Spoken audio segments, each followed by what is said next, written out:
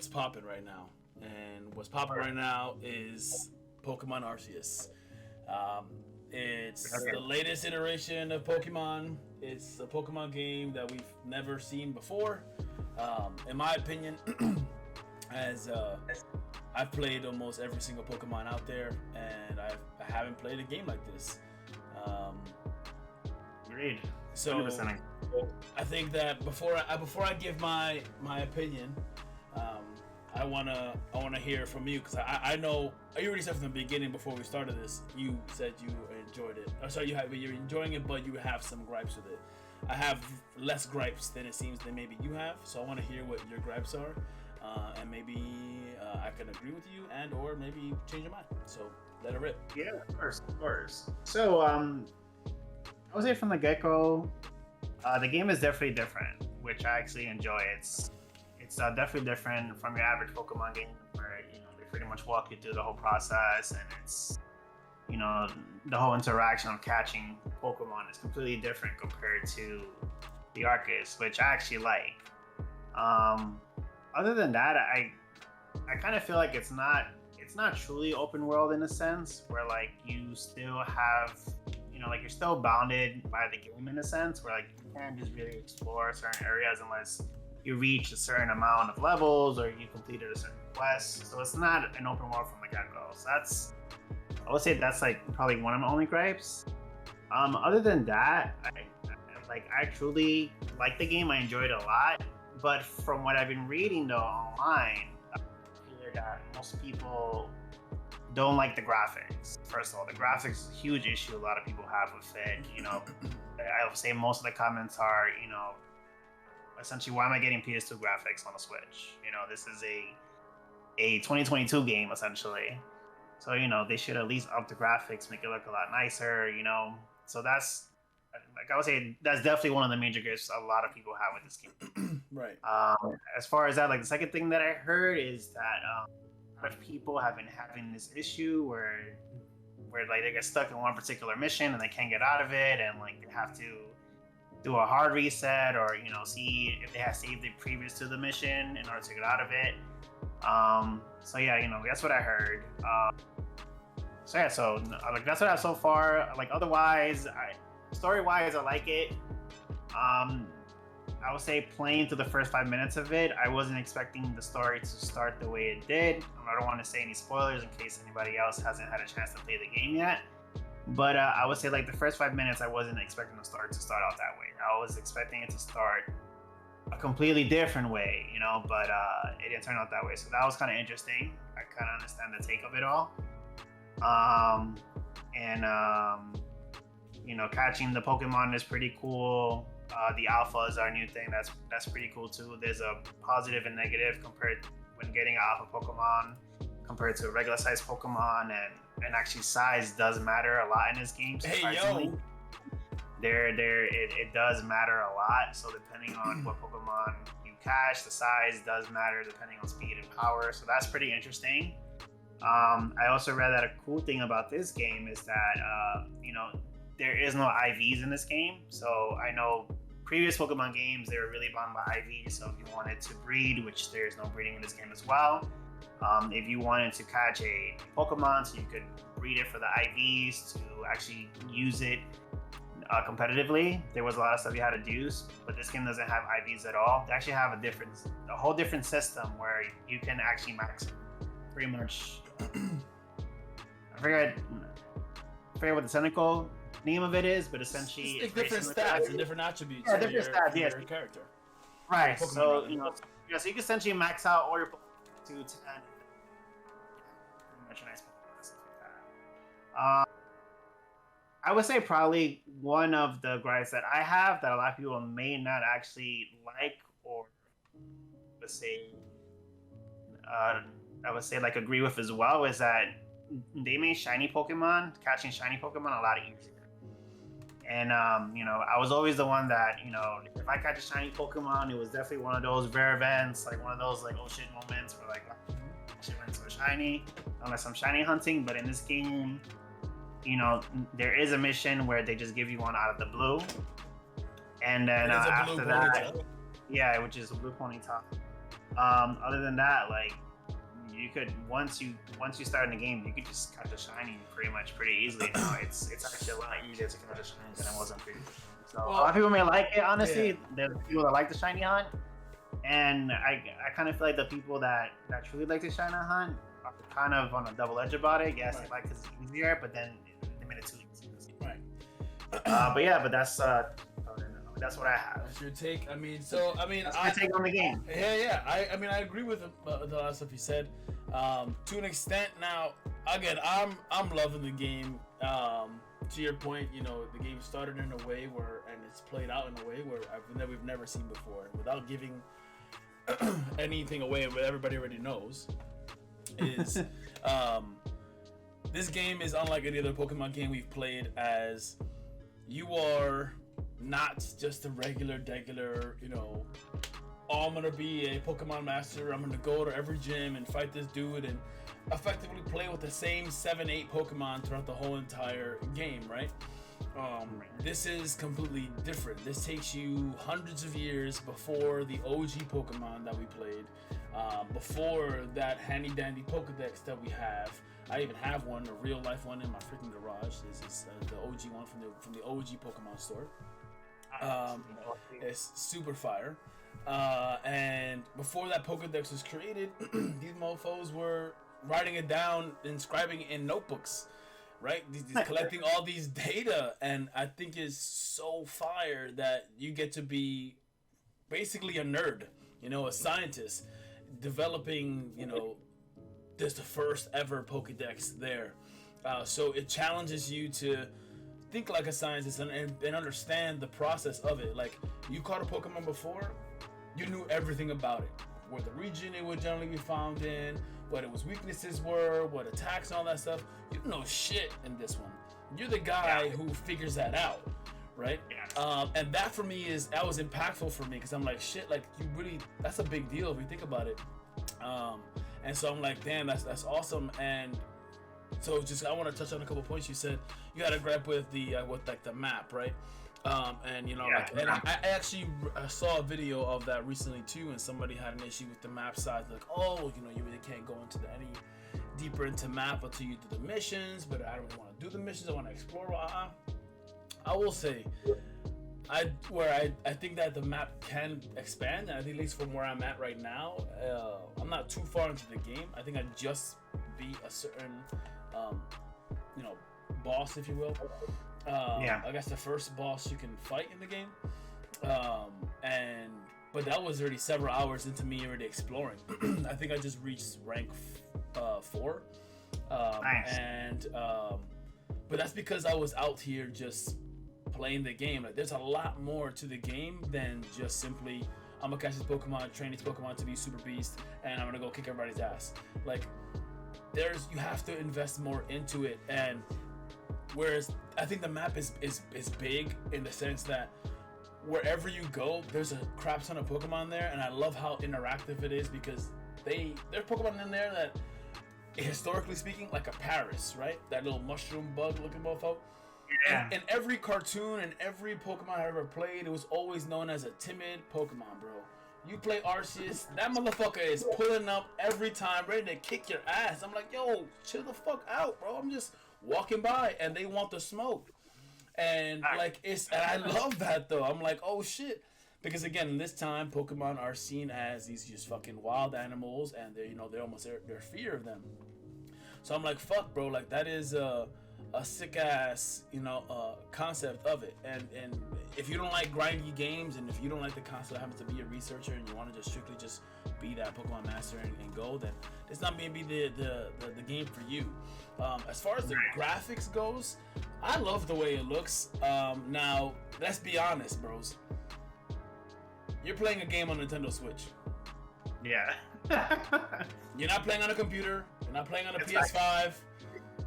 Let's be honest. You're not gonna get fucking, you know, God of War graphics. That's not happening. That's not what Nintendo is there for. They're here for the nostalgia. They're here for the toony feel, that friendly, welcoming feel, and that's exactly what I got when I played this game. And now I will say, for those of you who are unfortunately playing on the first gen or second gen, Switches, you will not appreciate the game in its full glory. I will say this game is for OLED, and your boy got me an OLED, and I will say, bro, playing on this shit is like nothing I've ever fucking played on any other Switch game. Like, I was playing my Switch games on the older ones, and I'm playing on this. I'm like, yo, it makes the other one look like a piece of shit. Like, did you actually pay retail for it, or did you? I paid retail for the Switch. Yeah. So my boy, so just quick side story for those of y'all who are in the New York area, or can make it down to New York, the Amazon store on 34th Street, I believe. I'm about to put y'all motherfuckers on. Stay stocked. Oh, really? Wow. They just stay stocked. And I only found out about this because one of my coworkers, this old head, but he's a gamer, loves all this. Shout out to Greg. I fucking love you. Definitely made my holiday way better. And also, it was because of you, I'm enjoying Arceus as much as I am. But homeboy went ahead and pulled up. He was like, yo, you never believe what I just picked up. And I'm like, what? And he's like, yo, I picked up a fucking OLED. I'm like, no way. That he was online. He was just walking around because he likes going to the Amazon store because there's a store at the brick and mortar store in the city. And he was walking around. He frequents it. He works near there. And he just was almost like stuck when he was walking around and he saw it in the case. He's like, holy shit. And as he kind of just started waking up and like realizing, what the hell was happening, there was a guy in front of him trying to buy all 3 boxes of Switches that were there, and the lady was like, nah, I can't sell you all 3. I'm only gonna sell you 2. And the guy's like, nah, like, how come you can't do that? How come you send it to me? So, well, what if the guy right now behind you staring at them wants one? And he's like, oh, well, you don't know that, it don't matter. And she turned to him, she's like, sir, would you like a Switch? And he just kind of woke up from his daze. He's like, fuck yeah, I want one of those. And he ended up fucking picking it up. And I'm like, yo, kudos to fucking you, bro. Like, that shit is fire. And again, I was just taken aback. I'm like, fuck, bro. Like, that's beast. Like, motherfucker picked up an OLED. So he was like, dude, like, I'm always in that store because I was just like looking at random gadgets, random shit. If I see another one rather, would you want me to pick one up for you and just give me the bread and that's it? I'm like, abso-fucking-lutely, dude. Like, that's just no question. If you have that, especially in recent time, I no longer was a Switch owner. I had it. I had a partner that took it away from me, and I bought it for them, and we're going to our respective spaces, so they had their own, and I was stuck with my balls in my hand and no fucking Nintendo games. But here we are, and he fucking came through, bro, and I copped one off him, and I was super fucking hyped. And he still shows me to this day, like, bro, like, he goes to the store and he sees my OLEDs there. Reeling it back in, if you're not playing this game on an OLED, you're not gonna take the full benefit. I'm just sorry.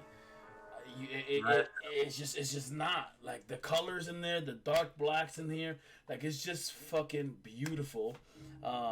And a game that really did it in for me and convinced me, like, yo, this is just a great decision, when I played Metroid Dread.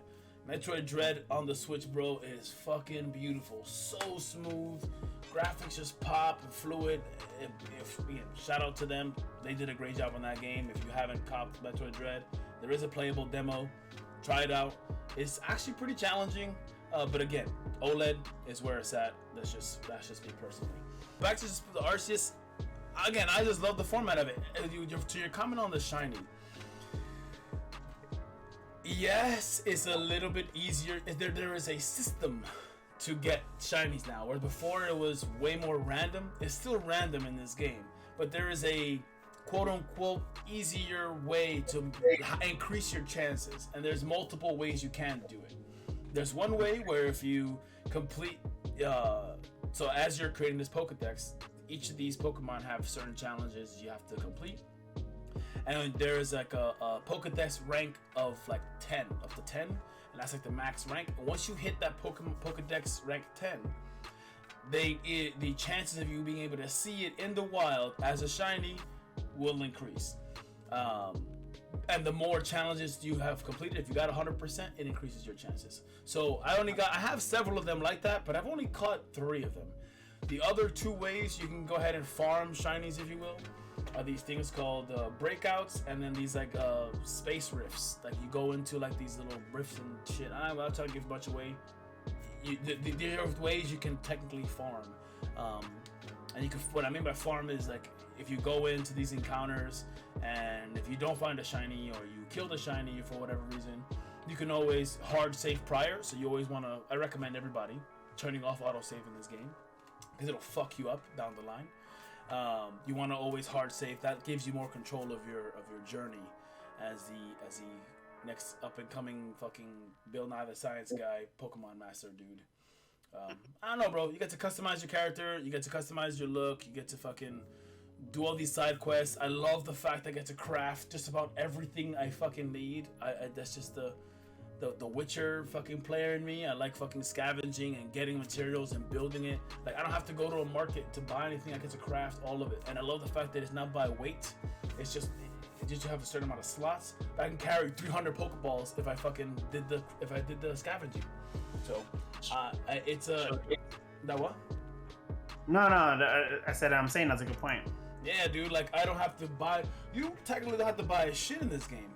Like you could buy fucking clothes, cosmetics, and you could buy like if you like for example like increasing space in your backpack. In the main headquarters, there's this little dude. He's you play Animal Crossing? Yeah, of course, play Animal Crossing. Well, I don't play in Animal Crossing. My building shit in Vice is Minecraft. But I know in Animal Crossing there is a character, Timmy or Tommy, the something, the guy who gives you the loan. Yeah, that's I think it's 10 or something. Yeah. 10. I think they call him like Tommy the Thief or something like that. And and they call him this dude the same thing because this motherfucker's a fucking thief. Like I don't know if have you expanded your bag yet or no? Of course, I was just about to tell you about that. That dude will fucking run you poor just by expanding your bag max capacity. I think you spent about almost $500,000 in the game. Man, one slot.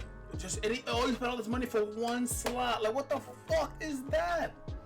That's some highway robbery, bro. At first he was like, "Oh yeah, $100. Let me teach you this trick." And after like the 12th time, I'm like, "Nigga, you don't know how to do. You don't know how to do it yourself. Like you know how to do it already. Come on. Like what do you mean? I gotta pay you $10,000 for one more slot? Suck my dick, bro. That's not happening. I'm not doing it. Kiss my ass. Fuck you. Do the drug pusher go for the bag upgrade. Yeah, bro. I'm like, that's crazy. Yeah, bro. That's bananas. I'm looking at him like, you really gonna fucking milk me, bro, for 15 G's for one spot? Like, and he'd be like, one spot can save your life. Fuck you. Let me keep my 15 grand, bro.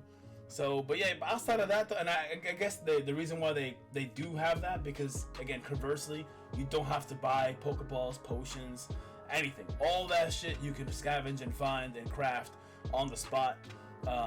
And fast traveling in this game saves your life, boy. You're out of an encounter, and you're nowhere near, where you're in danger.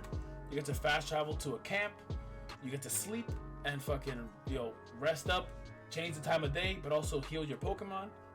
And there's an item box there in which you can organize all your shit.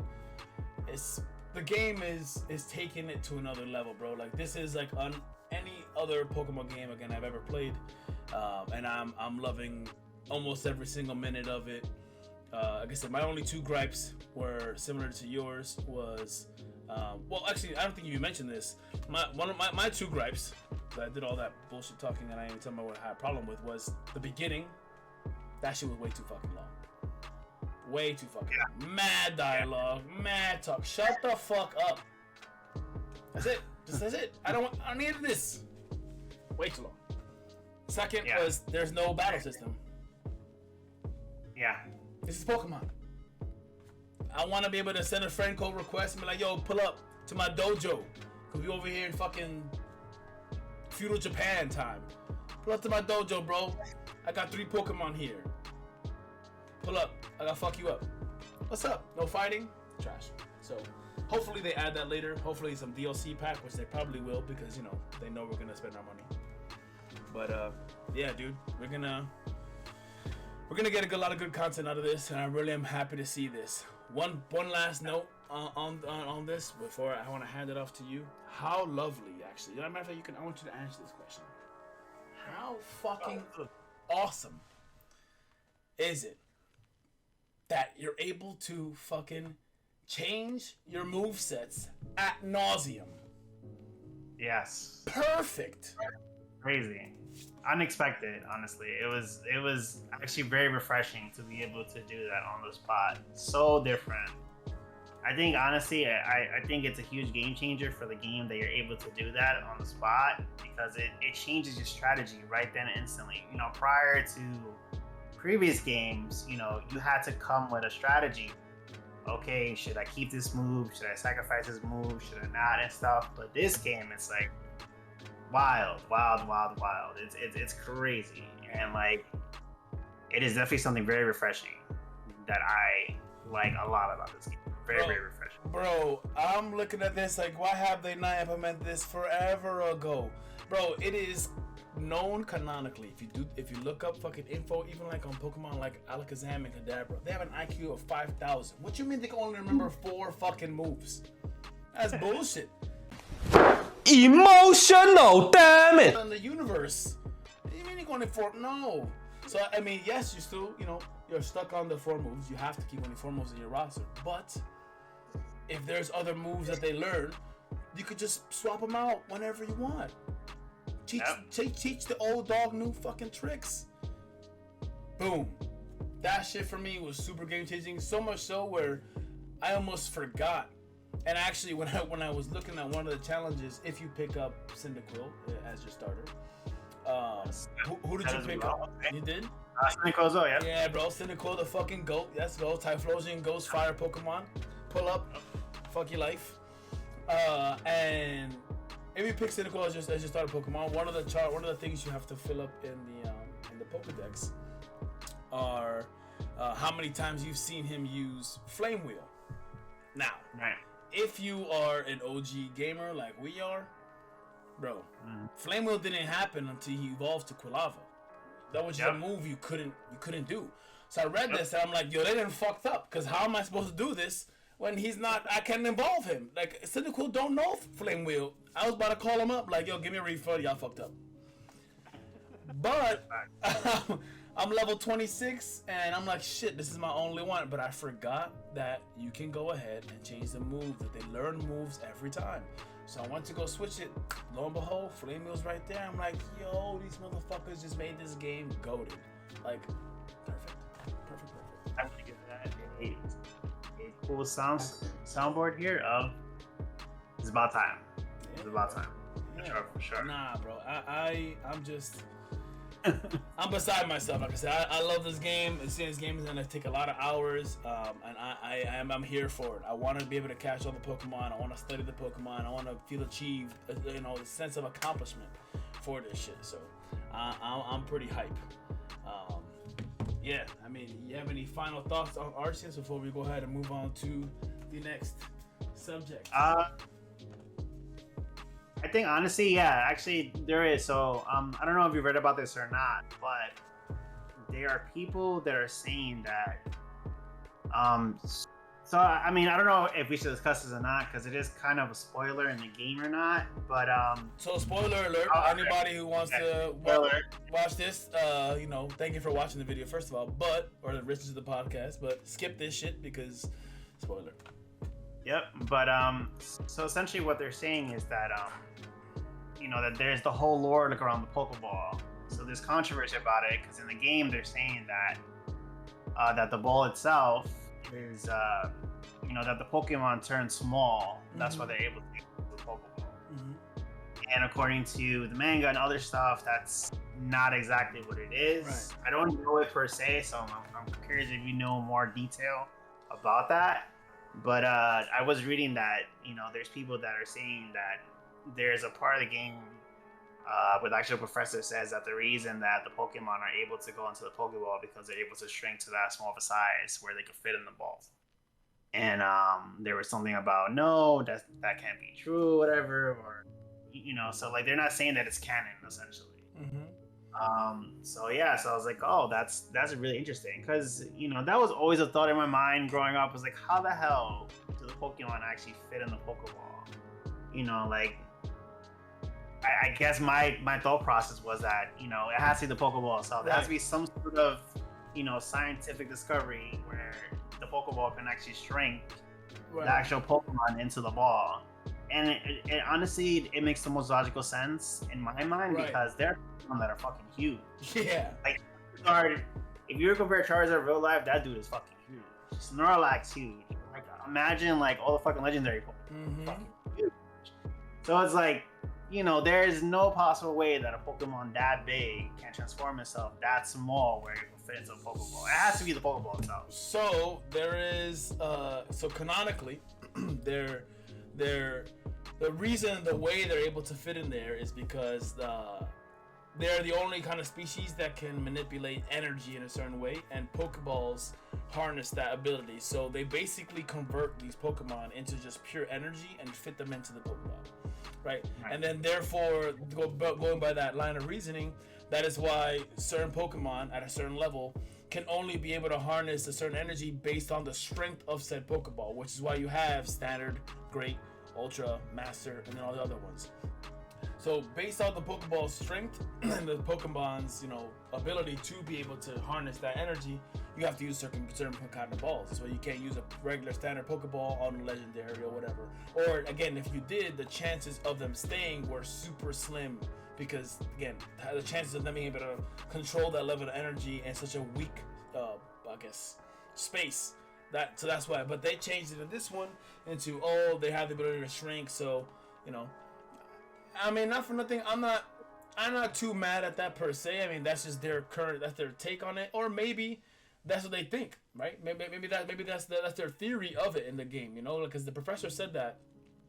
But maybe that's just this professor's, you know, theory on how they fit. Maybe later on we find out that it isn't just that they shrink, but that they're able to just basically convert themselves into just pure energy and morph in there and then morph out. Right. Yeah, I mean it is interesting to think about though how the fuck that happens and why, you know, we can't do it that like humans, right? They can't like put a human in a Pokeball. Right. One of the things I just looked up was that like one of the questions is, you know, why can't humans go in Pokeballs? And one of the answers here is, you know, that they also explain that Pokeballs shrink Pokemon, right? And especially in Arceus, like so that's the current thing. So technically, Pokeballs could catch people. Except you have to manipulate it so that it can catch anything. So in one Pokemon game, there is a possibility to catch a human, but even a Master Ball fails. So the answer is technically you can't capture humans. At least that's what some of these theories are. But yeah, again, the whole shrinking thing is an Arceus thing only. But you know, I'm not even that. I'm not even that far in the game, so I can't even give my full review, and it's something that we can go ahead and we can revisit once we beat the game. Because right now this is kind of our just initial reactions. I mean, it did just come out, was it Friday, something like that, or Thursday? I think it was last Friday, right? We have like a week now with it. And yeah, because this past Friday, yesterday rather, I think Dying Light 2 came out, which I'm excited to play. I'm waiting for that to go through its debugging process. Apparently there's going to be 10 or like I think a 2 or 3 megabyte update that's gonna fix like over 100 bugs already in the game upon launch, right? So I'm like, fuck, you know, I want to play the game now. Granted, I would expected it to be that having an issue, mainly because the game is supposed to have like 500 fucking hours of gameplay, with them expanding on it over the next several years, so the developers have claimed. So with a game that big and robust, there has to be some kind of fucking launch, and there wasn't like a beta for us to test out. So you know, that's that.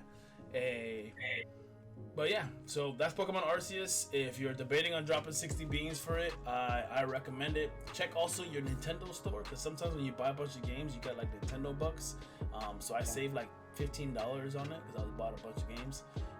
So I've only spent 45 on it instead of the 60.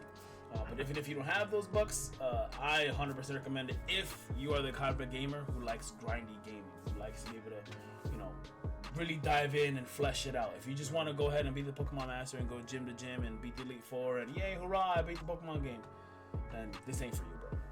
This ain't for you. All right. Well, with Arceus out of the way, right? We spent a nice little chunk of time on there. Oh yeah. We can. I mean, it deserves it, and I can't wait to revisit it later. A week or so ago, we went ahead. I'm actually gonna pull up the complaint specifically, but as I'm looking it up, a week or so ago, we had Peter Dinklage. What's his name in Game of Thrones? He's one of those. I forget his name in Game of Thrones. Peter Dinklage. His name in Game of Thrones is Tyrion Lannister. That's who he is, right? And you know, he had a gripe with the new upcoming remake of Snow White and the Seven Dwarfs. Right? We all know the story. Snow White, she's, you know, some bad bitch out there, fairest of them all. And, you know, some wicked witch, hating ass bitch, went ahead and poisoned her. And So many. yeah, the mad haters out there, right? So shout out to the bad bitches. You know, we all love y'all. But this hater went ahead and wanted her beauty, wanted to be a bad bitch herself. And so because she couldn't have, you know, Snow White's, you know, original, organic, vegan, free range, cage free beauty, she fucking went ahead and poisoned her and tried to kill her, bro. And doing so, these 7 dwarves, bro, they were like the heroes of the fucking story. Without the 7 dwarves, there is no story. That bitch dies. As bad as she is, she's dead. 100% dead. And I'm like, fuck, bro. Like, that's bananas. Like, to think, like, you know, these dudes, like, yeah, Prince Charming came through and, you know, gave her a little kiss, you know. Now we can debate whether there was permission or not, but that's a different conversation. But, you know, because that was a debate. I remember, like, a while ago, somebody was like, oh, you know, Prince Charming, whatever. I don't want to get into that. That shit was fucking banana. I read them like, bro, she's dead. It's a fairy tale. Stop it. But these dwarves, though, they saved her life. They re-encouraged her to fucking continue on and shit. And they are in the fantasy world dwarves. But Peter Dinklage went ahead and called the remake of this, as they use dwarves in their title, backwards and not representative of the real lives of dwarves, because I thought it was a fucking documentary. That was his words. Like, what? Like, I need too much. Yeah, I need you to walk me through that, because like, representative of real live dwarves, like, I'm pretty sure you can't call some little people. I thought it was called little people. Am I wrong? Like, I thought they were called little people. I thought you couldn't call them, you know, the M word, right? You can't call them midgets, right? That's bad. I know that's derogatory. And I thought we couldn't call them dwarves either. So, am I lost, or? Yeah, well, actually, you know, let's see, what are derogatory terms? Right, because like, if dwarvenism is in real life anyway, out of the fantasy world, is considered a derogatory term. Okay, cool, but this is a fantasy world, and there are several different type of fantasy worlds that all use that race. They use it in The Witcher. They use it in Lord of the Rings. Use it in fucking Snow White. Use it in everything. They're a whole ass race. So like, it's not like they're using a racial slur. Yep. Like, it's like, where are we, bro? And as I scroll, I looked it up a little bit on Twitter, like, and like, people are like, yeah, he's setting himself as a defender of dwarf people, and now, you know, and his comments of his 7 colleagues, like, that's just funny. People are fucked up. Yeah, I don't know, man. So it says here that according to the United States, they're referred to a person of short stature, little person, or dwarf. Yo, okay, so that's it. If that's the common term, as derogatory, you said dwarf is bad. No, that is the common terms that people use. So the derogatory term would be the M word. As far as I can see here. I would say that's probably like the major one that they don't want to be associated with. And according to that, like they rather be called dwarves than my man. Yo, Peter, listen, look it. Linda, look it. I know. Listen, you were a badass. So a lot of people loved you in Game of Thrones. I haven't finished Game of Thrones. I'm sorry, but I just didn't.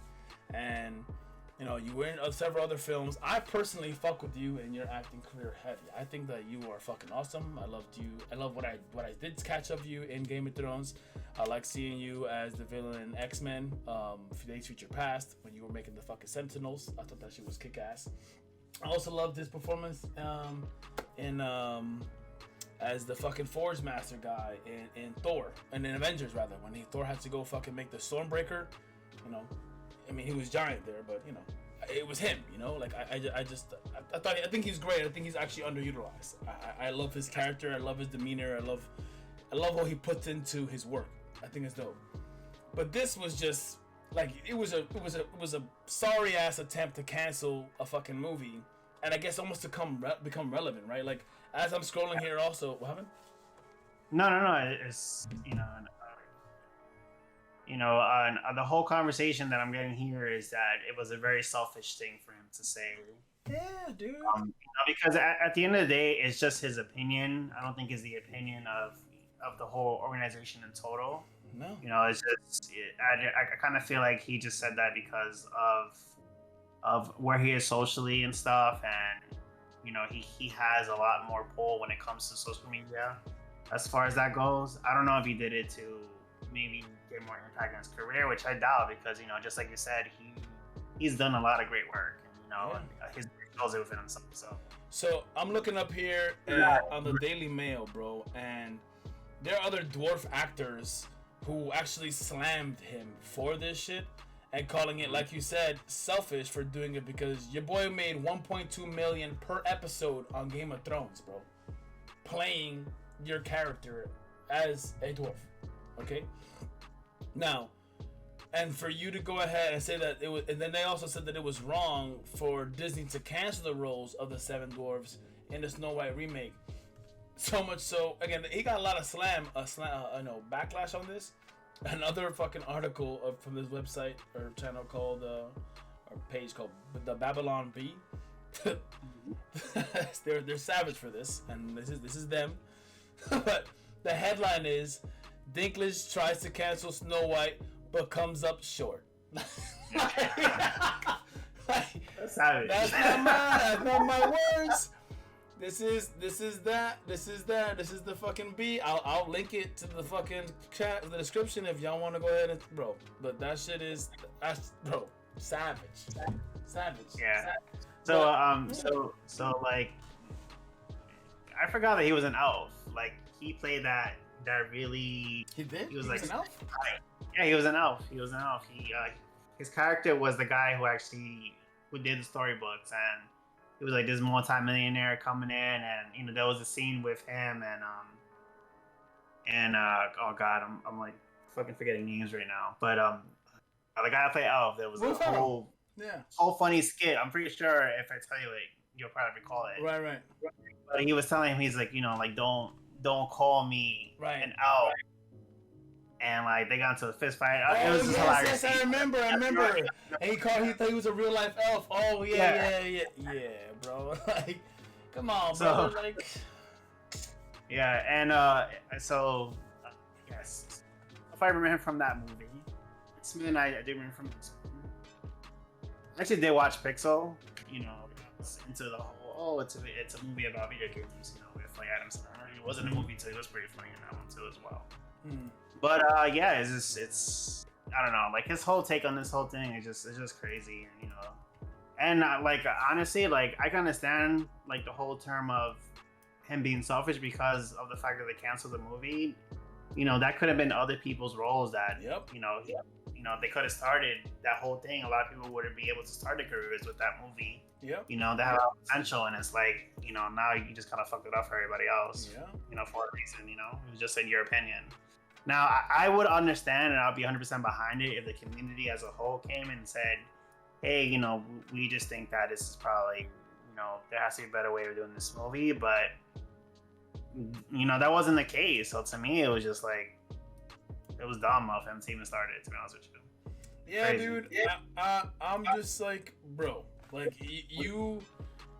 it's fucking representation, if you will. And again, and it's not even a bad representation. These guys were the heroes of the story. Without them, there is no Snow White. Period. Yeah. Fuck Prince Charming. 7 dwarves. Without them, bye bye Snow White. The Wicked Witch becomes fucking the baddest bitch around.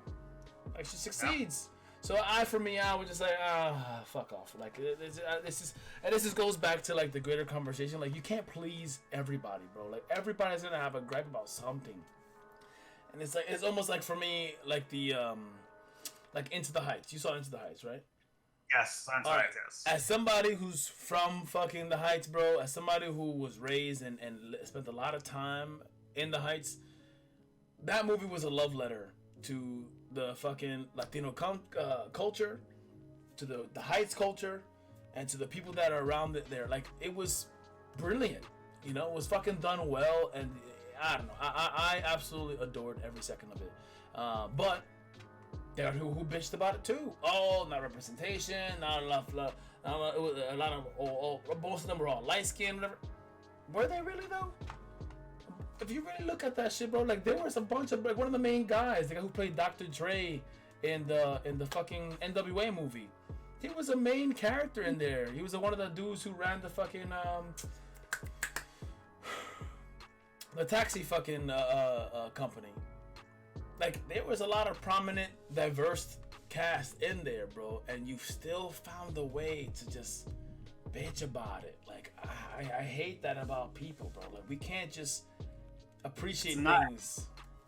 I've never seen that. Like, there wasn't a lot of Afro Latinos in the movie. I was like, they were there. I mean, they were there for sure. She just became fucking Batgirl now. Like, one of the main characters is now Batgirl. Like, that's how great it became, bro. Like, they're gonna make now a whole new movie or show with Batgirl, and they didn't make her another white girl. They made her a Dominican girl. Yes. Batgirl Dominican. What? You kidding me? That's powerful. But you have to be able to see that. And she was not. I mean, I'm Dominican full 100%, and I'm light as shit. And they didn't pick a light Dominican. They picked a Dominican that was fucking your color, dude. A little bit darker. So, like, come on, man. Like, you have to pick your battles. You have to decide when you're gonna really nitpick and shit like that. Like, not everything is worth a fucking fight. It's true. It's just, and it's crazy too. Like, so I'm actually reading this article from Newsweek, and they were saying something how that the lead role of Snow White was going to go to the star Rachel Zegler, who is of Colombian and Polish heritage. Mm-hmm. So his comment was, and he said, I quote, literally, no offense to anyone, but I was a little taken back when they were very proud to cast a Latina actress as Snow White, but you're still telling the story of Snow White and the Seven Dwarfs. Dinkling said to Entertainment. Yeah. So I was like, whoa, okay, that's crazy. Mm-hmm. So I mean, like, again, like, I think now, like, we live in a day and age where, like, it shouldn't really matter whose background is what. As long as they're a good actress, a good actor, they should be taken for the role. That was the same conversation previously when I remember when Disney had announced that they were remaking The Little Mermaid, mm-hmm, and they had casted Ariel, as as a black actress. She's a very famous actress and a singer. I'm drawing a blank on her name, but I remember there was so much. Bailey, I believe her name is. Yes, her. There was so much controversy. Like, they shouldn't have casted her. She should have been white, or she should have been someone. I was like, dude, like, I think that is very backwards thinking. fact. Like, you know, like I think anybody can be part of that role if they're good actors for that role. Bro, it's a fantasy. The main thing is, and it's honestly also the same conversation with, like with although not for nothing, I was a little upset with the whole fucking Ghost in the Shell. I didn't want Scarlett Johansson in there. I wanted it to be an Asian actor for two reasons. A, you know, it was canon. It was made. It was a Japan-made dude. And B, I want more also. The same way I want more Latino fucking representation, I want more Asian representation, bro. Like, there's just they are such a beautiful fucking culture, such a beautiful fucking people. They are just fucking just awesome in every degree you could think of, and they're not on the screen. And the only time they're on the screen is if they're like if it's an Asian movie. If you have a fucking Shang-Chi, which is again phenomenal film. Yes. But if it's not that, if it's not fucking, you know, Crazy Rich Asians, they're not getting the screen time they need, and that's just ass. So I'm like, here you have Ghost in the Shell. Put a fucking Asian to do it, bro. Like, they're gonna do it. They're gonna crush it. Let them rock. Well, I think honestly with that movie, I think they learned that, you know, not all movies need a star. Those actresses to make it work. Obviously, this one didn't do so well because of that. Because, you know, like, there was no need really at that point. Like, there were so many talented. You know, they could have hired a very talented Asian actress to do that role. And it's just the fact that, you know, it's a very common thing in Hollywood where, like, a lot of these Asian type roles aren't really picked for the, you know, they're not actually picked for it. They rather pick a other minority actor just because of the star power, because, you know, they're trying to fill in more seats for the movie and stuff like that. So I think in that sense, like, you know, like if there's actors that could do the role, you know, that fit it perfectly, then you should do for it. You know, I'd rather see like somebody who, you know, is not known and actually watch the movie with the full intent of viewing it, but, you know, without having to rely, oh, okay, like I'm watching the movie because, you know, Scarlett Johansson's in the movie, or I'm watching the movie because, you know, so and so's in this movie. Right. I want to watch the movie because I want to see, like, what was the director's vision when he made the movie. Exactly. You know, that's what I want to see. I don't want to see it for that. Exactly. No, and I'm glad they're trying to change it up a little bit.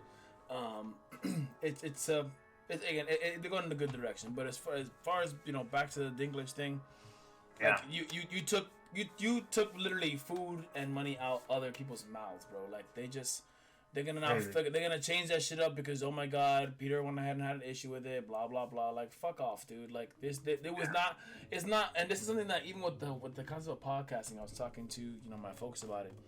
We're so afraid to say things and do things in the fear of cancel culture, right? Like, if it's not for me, you should be able to say and do and think, you know, as much as you want to be able to do, so long as it's positive. Even if it's a joke, like I was on a podcast I was listening to.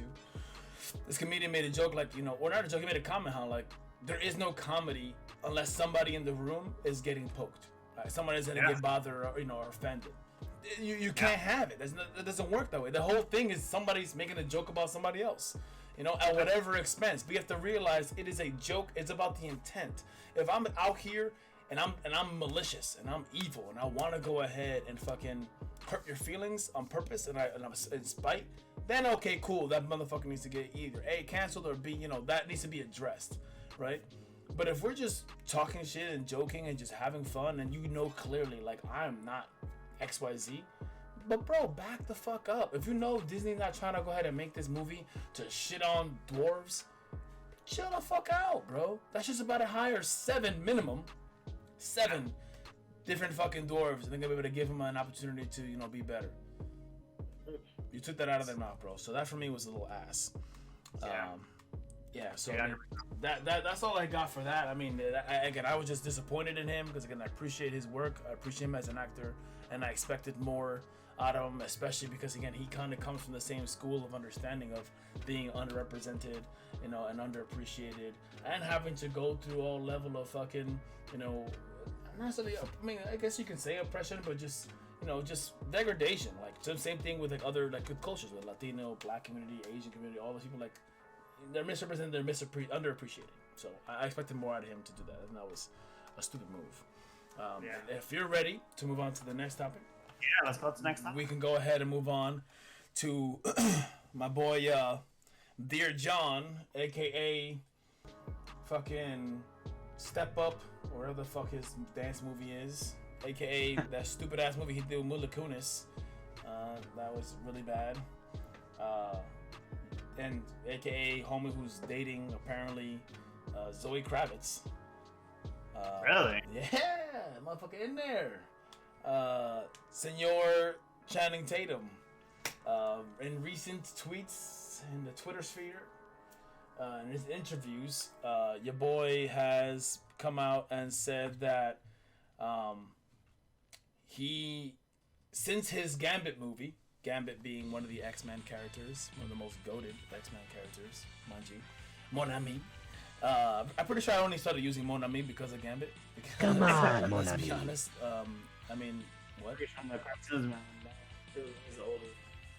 Yeah, like I'm pretty sure I didn't know, and I always said it to Rogue, so I always saw it as a term of endearment to, like, you know, my love or whatever. But however, the actual translation of it is it's my friend. It's not even like my love or whatever. My love in French is something else. But Mon Ami is something that was like one of his trademarks in the old '90s series. Which, sidebar, I'm fucking pumped of them to bring it back on Disney Plus. I'm so excited. Same writers, same fucking artists. I'm just, my shit is fucking ready. But and I quote, Channing's one of his recent statements of it. Tatum says that once Gambit went away, I was so traumatized. I shut off my Marvel machine and I haven't been able to see any of the movies. I love the character and it was too sad. It was like losing a friend because I was so ready to play him. Before I give my piece, I pass it on to you. What are your thoughts on this move, on this quote, bitch ass? I think honestly, it's a bitch ass move for him to even do that, consider that. I feel like he should have pushed for it, or at least gotten support from somebody else, because I'm pretty sure there are people out there that want to see this Gambit movie and that are willing to fund it. If it's not from another studio, they have their own money that would fund it as well. So I kind of feel like that's pretty much dumb. And then on top of that, because you're closing yourself off from that, like you're losing missed opportunities because of doing that. I just feel like that was really a dumb part in his move. I mean, yes, I understand you got your feelings and shit, want to be open and Drake shit, but no, that's not how this shit works in this world, like you can't just fucking give up because one door closed. If that was the case, then a lot of people won't be, where they're at right now because of one door closed, So it's like, I don't know, to me that just sounds like a childish excuse to do what he did. Honestly, if he did that, it's because he didn't really want it. I'm pretty sure he just wanted it fed to him because of so-and-so who he is and stuff like that. And I don't know, but that is disappointing, honestly. Like, yeah, I mean, those are my thoughts. I mean, honestly, so yes, I think that putting an effort in, I think that most people, at least the A-listers, they have that kind of power where they can kind of just put their weight in and get it done. I'm not sure how much effort he was able to put in. I'm not sure what effort he did or did not. I mean, he seems it was like a very dear project to him, so maybe he did. My main gripe is, okay, so they went ahead and they boxed, they packed your shit up. I said no more Gambit. I also think that this is around the time where X-Men was still like a thing, and like the Wolverine solo movies weren't all too hot, and that was tough to succeed. Right, like they're looking at this from Fox end, and again, it was gonna be a solo Gambit movie, a movie that only the real viewers actually know about, right? Only the real comic goers know about, and if you watch the cartoon growing up, you know about him.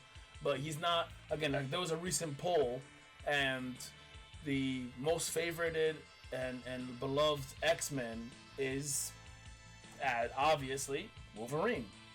Everyone is on his dick. But even with that said, his solo movies were doo-doo. the first one was whack. The second one in Japan, I actually liked, but I liked it, and then they kind of just fucked it up again. Like, you know, it wasn't consistent. I liked the action sequences, but the storyline, it was kind of chopped. Like what they did with fucking the Silver Samurai, fucked it up. Made him a fucking transformer. Like, what the fuck am I watching right now, bro? Like, it was whack. The best one out of all the trilogy was obviously Logan. Logan was just a huge, just fucking great goodbye from Hugh and the Wolverine, and it was the perfect way for him to kind of separate. But outside of Logan, they solo other movies, they weren't good, bro. They were ass, and it's tough to go ahead and justify, I'm gonna make this Gambit movie, bro, and like what are you gonna tell? Like, his whole backstory is obscure. His whole backstory isn't mainstream shit. It's like what they did with the Eternals, right? Guardians of the Galaxy, it succeeded. The first movie, the second movie was whatever, and they only are still relevant and beloved because of the first movie and the music they played in it, and in their implementation on the Avengers.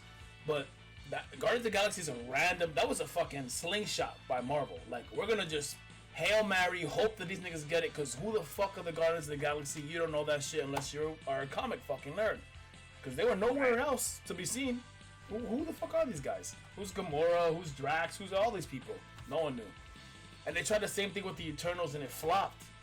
Like, Eternals wasn't it. I don't know about you, but I wasn't really all that, entertained by it. I mean, it was entertaining, but there were a lot of holes, and there was just a lot of it just felt like another movie for me to go watch, and I'm like, whatever. Like, it was okay to watch. Like I said before, to me, I just felt like they used the movie as a filter until Spider-Man, coming home actually got out in movie theaters. They could just kind of wanted something to kind of fill the empty void until the movie was done. I mean, it was a great story overall. I kind of feel like there was some stuff they couldn't do better and all that stuff. I think honestly, like, my most excited part of the movie was the after credits when I heard, Blade in the background actually talking. I think that was the hypest part of the whole movie in my sense. It was 30 seconds. Yeah, it was 30 seconds. That to me was the best part. I mean, of course, like, I kind of feel like it was cool how, like, they, as far as the actors in the movie, they diversified a lot of it, and they did really well. And I was reading all these articles about it, like that I give them 100%. That was good. But as far as the actual story goes, like, outside of the scope of the actors and the work they put into it and everything like that, the story itself to me was very dull, very very dull. It was underwhelming. It was dull to me, honestly. Like, the action wasn't there. It was like, my dad, like, there was some scenes where they threw in a few, kind of comedy relief kind of a thing, all that stuff. But overall, it was just kind of boring. And honestly, when I first watched it, I was like, wow, this is like another Superman kind of a thing going with, like one of the characters. I was like, damn, this dude, like, they made one dude kind of OP in a sense, and like, they made Icarus fucking impossibly fucking strong. I mean, again, granted, he's an Eternal. He can, cool. But they made him so powerful, and they even mentioned that, like, oh, none of us are as strong as Icarus are. Like, they made the rest of them look like bitches. And it's like, wait, what? And then, but, like, so Druid can control humans, but can't control Eternals. But he can control, they were going to use him to fucking stop the goddamn Celestial that was born. Like, where is his power, and how strong is this guy? Because if he can control a Celestial, then I can go to Icarus and be like, yo, fuck yourself and fly yourself into the sun and kill yourself. Because Druids, with that mind control, done.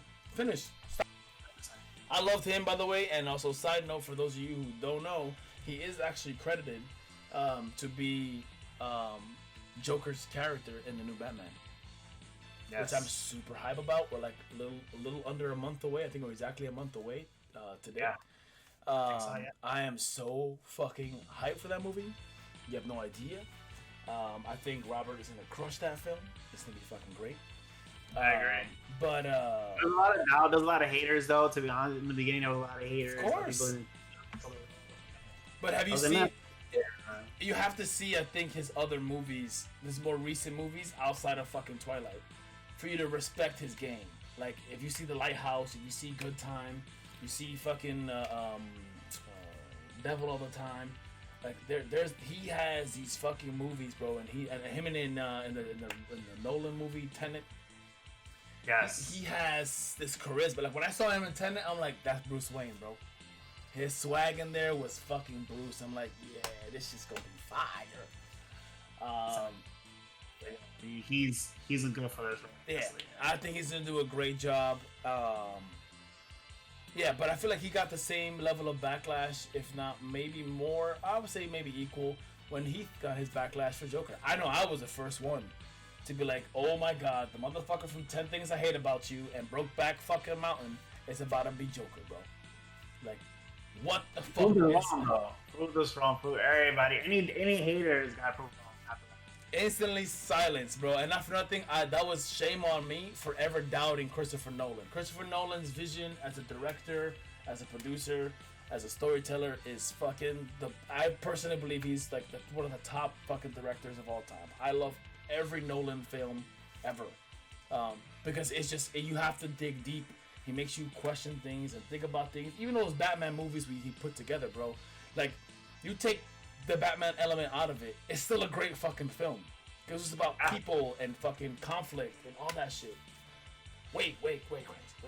Anyway, reeling it back to Channing and Marvel. We're going a little rant there. I would have wished that he didn't kind of just stick himself to just Gambit. Although I think he would have done a decent job as Gambit. I'm not gonna lie. I feel like he had the swag for Gambit, you know. And I fuck with Channing, to be honest. I loved him in the 21 Jump Street series, 22 Jump Street series. You know, I loved them in you know, in the Magic Mike ones. You know, those are fucking fire. I really did appreciate Magic Mike. I thought it was fucking dope.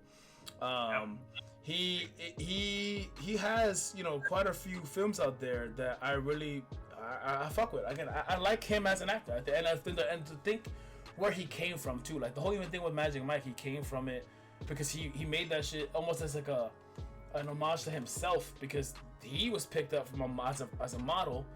Because he was doing modeling, and he was actually doing light fucking ship club work. Like he was an actual. Oh, really? Yeah. I didn't know about this. Yeah. Your boy was a model, and the boy fucking was shaking his ass with dollar bills, and you know, and that was entered his love for dancing and shit like that. And his breakout movie was a Step Up movie, you know, and that's when he met his ex-wife. But like, you know, the boy was about it, and I think that was super awesome to see him, you know, become a Wilhelmina model and then become a fucking actor and have that shit. Like, I think that was fucking dope. And I always had a lot of respect for him because of that. Because, you know, what are the chances, bro, you get picked up like that? You know, like you're super broke and that's you come up, awesome. Actually, that makes a lot of sense because after watching the whole Magic Mike series, I didn't know that he actually was a producer for the actual On Broadway live stuff, and then he branched it out into, I think there's a show in Vegas now, there's shows in different locations that he started, and like I honestly thought he was just part of it because it's part of the movie, but now that you said what you said, it actually makes a lot more sense. So. Yeah, bro, that shit was him, and I think it's super dope. That, I mean, that's your origin, bro. Like I like I said, always had a lot of love for Channing, and I always felt that Marvel could have used him and anything. And Gambit for me, I thought would have been cool. And when they announced that casting, I was like, that's a good casting. I think it's gonna be good. It didn't come through, unfortunately. But to go ahead and be like, yo, to be that crushed, I mean, you had to have been super invested. But even then, my man, look at all these people, and look at their careers just. You become immortalized when you're in a Marvel movie, bro. Like, you're in a Marvel movie, you're set for fucking life. And a quote from Simu Liu, who's Shang-Chi, when he got his confirmation call from Kevin Feige, he called them, and when he knew he got the job, to tell him he got the job, he literally was like, "Are you ready to have your life change forever?" Like, that quote gives me chills, bro, because it's a fact. Like, you get a call from Kevin, your life has changed. You are everywhere, bro. Like, once you're in the Marvel fucking series, immortalized. As much as I have gripes with Marvel, and, you know, I feel like some of their shit is kind of boring sometimes and all that shit, but you can't deny the blockbuster movies they fucking create. They bring a crowd like no one else, bro. that last Spider-Man movie, I have issues with it, but that shit was great. I haven't watched it. I still haven't watched it. I'm waiting for it to come out officially, but I know of it though, so I'm not really worried about spoilers. I do know what happened. I don't know what happened 100%, but yeah, I'm not gonna even go into the details, but like, yo, when you watch it, like they do a lot of great work in there, and again, for as a comic lover myself, you know, as a nerd, I walked away with it. Like I said, I had my issues with it, but for the most part, I walked out of there entertained. And when they were giving me those moments, those fan service moments, I was eating it up. I'm like, fuck, this is why I come to the movies, right? And, you know, I took the risk, you know, and I went to the movies. It's true what you say though. Look at Tom Holland. Like that dude, as soon as he showed up in the Civil War, like that was it for him. That's he started getting these roles. He is Uncharted right now. Yeah, he's doing Uncharted now, which is great. And it's funny because like there's always this clip that I see on Facebook, him talking about what he wants to do very young in his life, saying he wanted to play Spider-Man. He wanted to, if he were to play Uncharted, play Uncharted. If you were to go out with some girl, it would be the girl he's going out with now. Yeah. Yep. So that dude is accomplishing his goals. So. Yep. And he can thank Kevin Feige for going ahead and hitting up and going, "Yo, I want you to be a friend neighborhood Spider-Man." Yep. Without that, the dude is stuck to doing plays, and he's over here fucking, you know, Helga from the play, and he ain't doing nothing he's wanted to do, bro. Yeah. So like, you signed a Marvel contract. If Marvel contacts you, like, yo, I want you. Like I said, they want me to be a tree. I'm gonna be that tree. And that's what Vin Diesel did. His lines are Groot, for fuck's sake. Yep. That's his lines. Yep. He got paid bread just to say, I am Groot. Yep. I mean, honestly, though, like, I feel like it could still happen. Potentially with this upcoming movie coming out with Doctor Strange, if they just wanted to throw us a fucking bone or throw us off the loop, they could bring in Gambit from the multiverse, bring him to the movie. It could be him, and boom, like, you know what I mean? Because there is a lot of talk of they're hoping that they're able to bring some of the characters from the Fox universe into the Marvel universe with this movie. So if that does happen, first it'd be fucking crazy. Yeah. But second of all, open the doors to a lot of many other projects due to this. I kind of feel like that. That Fox dropped the ball when it comes to the movie stuff like that. But now that Disney owns Fox, essentially they could revamp the whole series and make it what it needs to be, essentially. So I kind of feel like, in a sense, there could be potential for it. Maybe he just saying that now to fuck with us. Maybe it's already already planned the works and stuff. Maybe he's just saying that to throw us off, and then before like when we come out, we see him in the big screen. Like, oh shit! Like, or he does this right, and then either it was Agatha all along, right? He flips the script on us in the beginning, and he was fucking Gambit in the next movie, or he says this shit right, and Kevin goes, you know what? I respect this dude. Maybe I want him in another project. Maybe he's not Gambit, but maybe he becomes somebody else. Maybe he's Cyclops in the next fucking X-Men. I can see him be Cyclops too. Yeah, I can see him as Cyclops. I can see him that he's a Boy Scout, bro. I can see him play Cyclops, no problem. And if fucking Kevin calls you, Channing, please, if this clip gets to you, and if Kevin calls you to be Cyclops, my man, yes. Take the call. Yes. You are unfortunately the main character of the X-Men outside of Wolverine. You get the bad bitch in Jean Grey. You fuck Emma Frost. There's a lot of shit that happens. Be Cyclops. Be okay with that. Okay, so I hope that out of this comes out an opportunity for him where he's able to go ahead and succeed. Because I really fuck with Channing. And I wish him nothing the best, especially see him in the next Marvel movie. Just to kind of touch back on a comment you made about the X-Men movies and how they're going to potentially bring some people over. If they bring no one over, but just one person, I want them to bring Fassbender back as Magneto. Outside of Ian McKellen, bro, his Magneto was fucking great. That's another guy who I feel like is underutilized. And if they bring back fucking X-Men, bro, and when they bring X-Men, They need to bring him back as a fucking Magneto, bro. If they bring him back as Magneto, I think it'll be just as big a reaction as Andrew Garfield's Spider-Man coming back into Spider-Man. Yep. Like, that would be epic as fuck, bro, because his Magneto was kick ass. I think honestly, like, he's an actor. He's a top 8 actor within himself. Hell So I mean, yeah. if they were to bring him back, I mean, it will only make sense to bring him back to the series. I mean, he was literally the last one. And like, you know, if you were to bring in Magneto, it had to be somebody who surpasses his acting way far, which Right. I don't see anybody doing as of right now. So Right now, bro. if you Again, were to bring him back, that would be crazy. I'll bro, tell you that much. it was already big shoes for him to fill, because Suri McKellen, bro, was fantastic in the original trilogy. Say what you want about the trilogy. I personally love the trilogy. Yeah, it had its campiness and its corniness, but that was just the time, you know. That was the early 2000s, bro. Like, that's just the life we were in. That was the type of movie that we had, and I appreciate it because, again, you had taken my favorite Marvel group team ever in the X-Men and you put it on the screen. So I was sitting there with my fucking popcorn, eating it up. But Ian McKellen's Magneto, bro, gangsta as fuck, bro. He gave no fucks. I still remember one of my favorite scenes is when he was locked up, bro, and Mystique was putting lead in the security guard, and the motherfucker went ahead and killed the security guard once he went to go feed him, and he was able to sense it because they put him in that room where like it could nullify his power, and but Mystique was feeding the security guard who come feed him lead.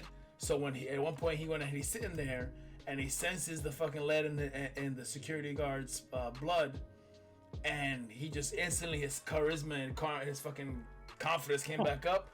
And the guy was like, "Oh, why are you over here so chatty?" He's like, "My man, let me show you why." And the nigga just takes out all the lead in his body and kills your boy. And then drops the fucking lead ball and then walks out like a G, bro. One of the best. I feel like that was great, and just as great as Fassbender's fucking scene in the goddamn bar in Mexico. When he kills those 2 Germans that were there, and he starts talking to them in German, and that whole scene, great fucking scene. Can't wait for that shit to come out, and I really just hope that they fucking bring Fassbender back, because X-Men, they're my favorite team ever. They're so fucking good. Like, honestly, X-Men by themselves, they're OP as fuck. They're like, I feel like they're in the Marvel universe. They're almost like the Dragon Ball Z, fucking like team. Like in like anime, like I feel like X-Men is just Dragon Ball Z. Like their team is just too OP, bro. Like the whole universe of X-Men is crazy. So I feel like they're definitely Dragon Ball. And if you have no more to say on the Gambit aspect, I feel like this would be a perfect transition. Speaking of Dragon Ball Z, to our last topic of the night. And again, I was, I'm scrolling through my Twitter. I love me some Twitter, and I've been noticing, your boy Gohan is really trending up in this bitch. And if you may, just elaborate why and what's coming up for Gohan. Well, so Gohan is trending because there is a new Dragon Ball Z movie coming out soon, very soon, and it seems like he has a major role in the flick coming up. There's been little trailers of him showing, how he looks and stuff like that. So he's been trending on that sense, and it looks like he actually got his balls back in the movie, and looks like he's powering up and all that stuff. So that's based on what I know. I have to see the trailer again to refresh my memory, but from what I see, people are hype. He looks like he essentially got his balls back and his powers back. Yeah, bro. I think that is gonna be interesting to see. I mean, the last time we saw him do anything was in the Tournament of Power. And the anime, and in the manga, he had a little bit more respect in his name, because in the anime, they had it where fuck Goku, by the way, I don't give a fuck, Vegeta all day, Prince of all Saiyans, Majin Vegeta is the best, what's up? But they had Goku beat Kefla, when in turn, it was supposed to be Gohan. Gohan actually, in the manga, beats Kefla. Yeah. So, explain it, because I haven't read the manga as much. I mean, manga. I want to definitely start reading the manga, because I know that there's definitely little hints and details that are different. So how does he beat her? He beats her actually almost the same way that Goku does, with the big old Kamehameha, but again, it was something that you're reading this and you're like, oh shit, here comes Gohan having some special moments and shit like that. And the dude, finishes what seems to be again a super strong and low key a clone or multiverse version of Broly. It was almost, and the reason why I appreciate it in the manga because that was almost when I read it, it was an homage and a nod to the, I guess, non-canon Broly movies when you saw him beat Broly when it was just him and Goten and Trunks, and it was adult Gohan fucking up Broly in the end again with that fucking big old Kamehameha. So I saw that, I'm like, that shit is fire. Go to the anime, not happening at all. And he beats some other people, the Wolf's guys or whatever, but ultimately gets eliminated. But I'm interested in seeing this, dude. I mean, again, I'm Team Vegeta 1000% all day, every day. And, you really can't change my mind. His son Trunks is fucking kick-ass, badass. As other dude, they gave him a little bit more flowers, though, during the Goku Black arc, because they had him defeat Goku Black, or, Zamasu or whatever. So they had him do that, but Trunks again, Team Vegeta, degoated. But I did have a lot of respect for Gohan. Gohan was supposed to be that goated guy, and after the Cell Saga, bro, he fell off. He fell off. I feel like he fell off. I feel like his peak of power was definitely the Cell Saga. Like that was his ultimate peak. Like that was like. I don't know. I feel like to me that's the best Gohan, and like even in the game, I always picked Team Gohan. Because that was when to me I felt that was when he was the most. I mean, I know that he possesses power. So I mean, of course, Supreme Kai power and all that stuff. Right. I feel like at that point he was so soft. Yeah. Fell down a lot from where he was with Team Gohan. Team Gohan, it was all. His switch went off. He went straight thug life. It was all. Word, this is, and I feel like he had embraced almost in that moment. He embraced, I feel like, the best of Goku and the best of Vegeta, where he was like, you know what? It was almost what happened with Goku when Frieza kills Krillin.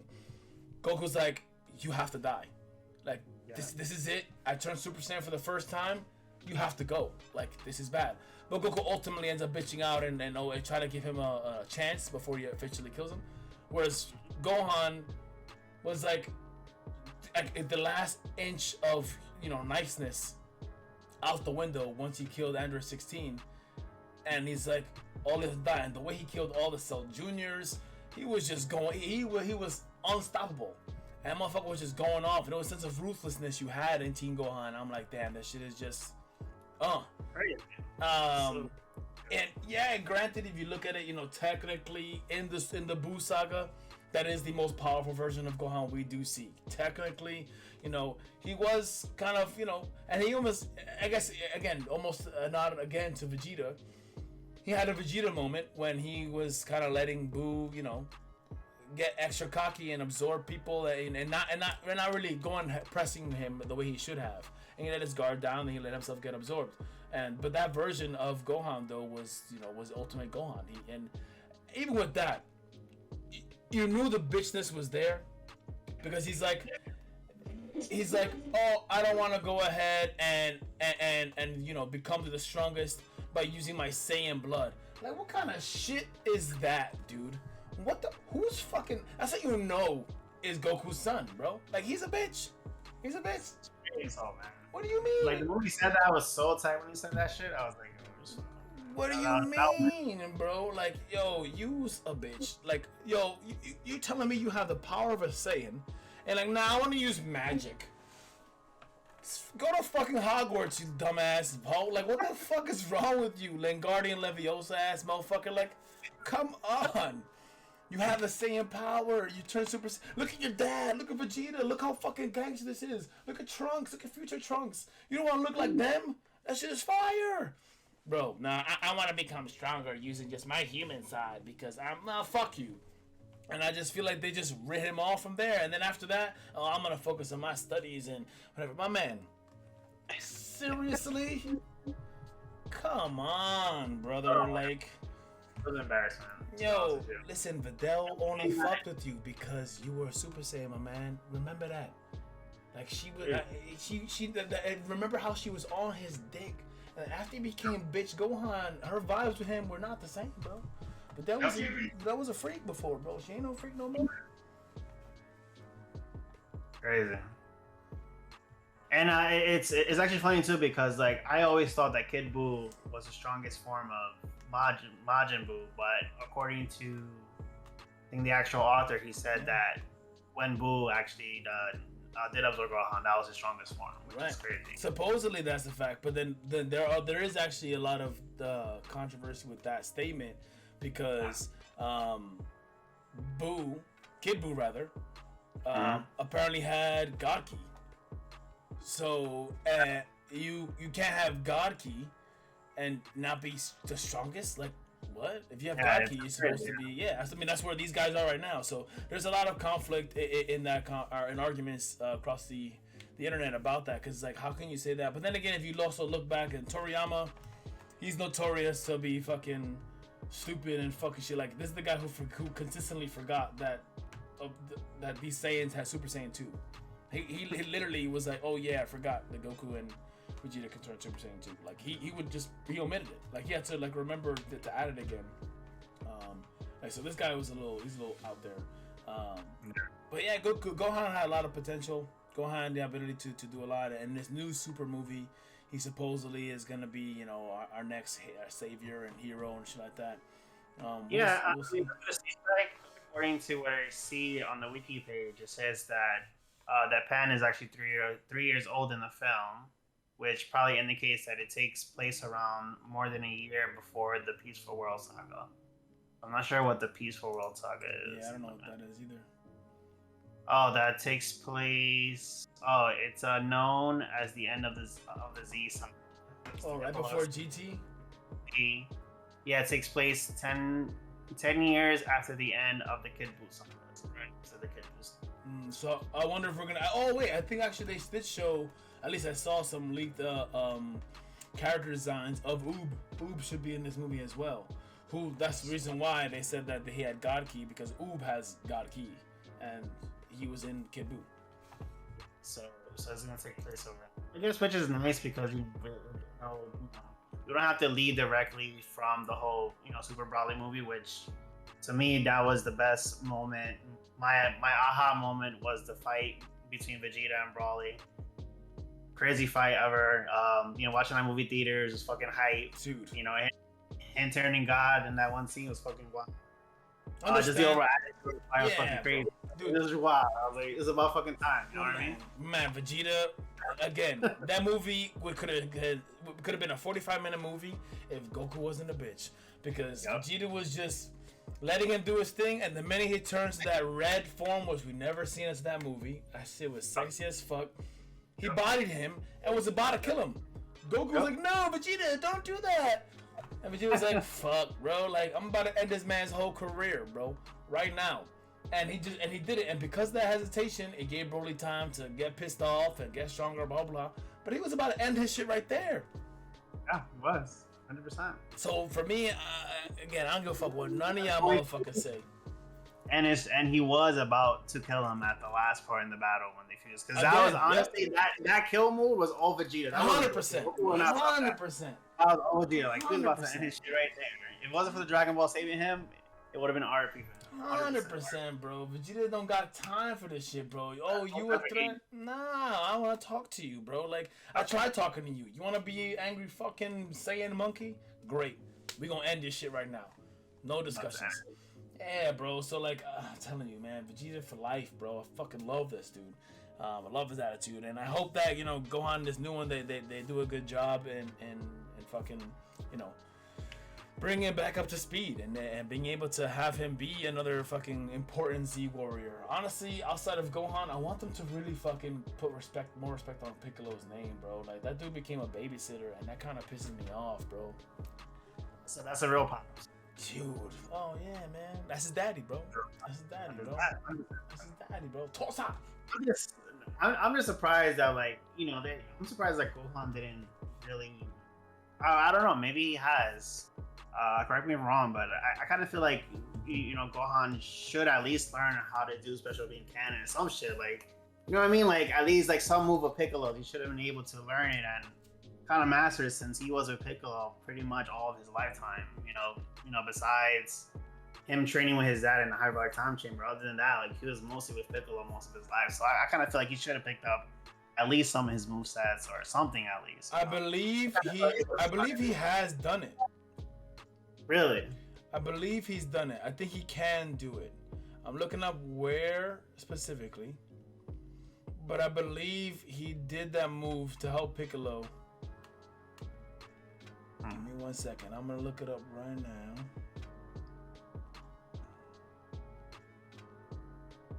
I think he's done it. I think in Super, when he was at one point he was training with